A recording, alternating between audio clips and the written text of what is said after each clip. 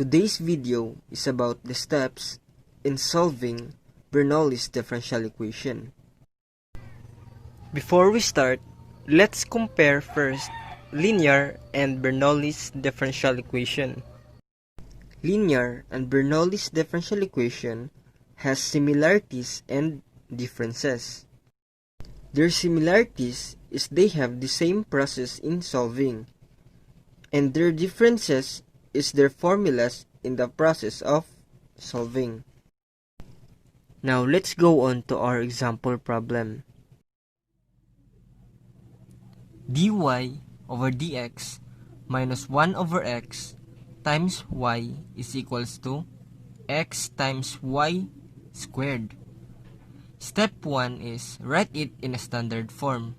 The standard form of a Bernoulli's differential equation is dy over dx plus p of x times y is equals to q of x times y to the power of n. And since our example problem is already on its standard form, let's just proceed to step 2. Step 2 is identify p of x, q of x, and n, wherein n is the exponent. So, by looking at the standard form of Bernoulli's differential equation, we can say that our p of x is negative 1 over x. And your q of x is x. And your n is 2. Now let's go to step 3. Step 3 is determine the integrating factor. The formula of the integrating factor of a Bernoulli's differential equation is e to the power of 1 minus n times the integral of p of x dx. So it will be e to the power of 1 minus 2 times the integral of your p of x, which is negative 1 over x dx. 1 minus 2 is negative 1 times the integral of negative 1 over x dx is negative ln x. Negative 1 times negative ln x is positive ln x. E to the power of ln will be cancelled. So the remaining will be x. And that is our integrating factor. Step 4. Write the general solution. The formula of the general solution of Bernoulli's differential equation is y to the power of 1 minus n times your integrating factor is equals to 1 minus n times the integral of your integrating factor times your q of x dx plus c.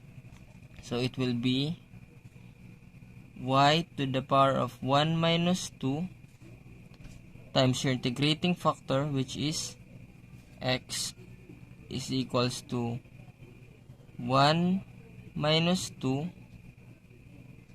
times the integral of your integrating factor, which is x, and your q of x, which is also x, dx plus c.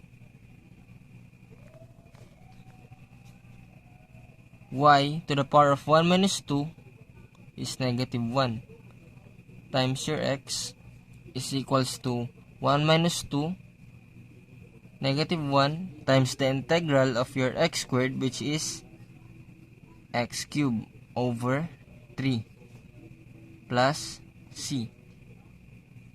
Y to the power of negative 1 is 1 over y. So 1 over y times x is x over y is equals to negative x cubed over 3 plus c. Multiply both sides by 3y to avoid complex fraction.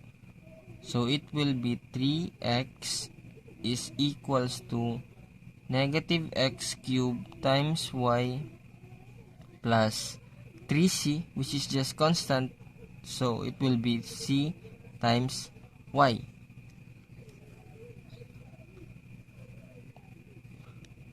Or if you want to have another answer, factor out y, so it will be 3x is equals to y times negative x cubed plus c, and divide both sides by negative x cubed plus c, so it will be y is equals to 3x over negative x cubed plus c.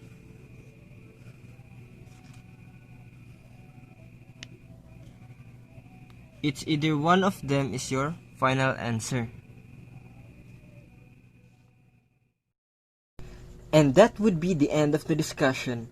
I hope you learned with this video, and please don't forget to like and subscribe to my YouTube channel. Thank you.